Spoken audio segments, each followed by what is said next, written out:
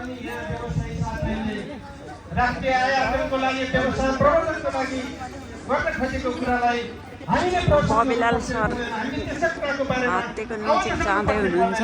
आज महोत्सवमा इन्जोय गरिरहनु भएको छ सौरामा। जिरिङै भयो त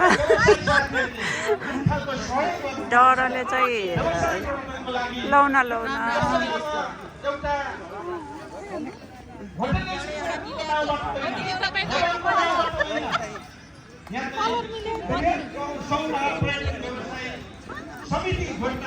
अब फुटबल टिमहरू तयारी छन्। हात्तीहरू आजको यस मेलामा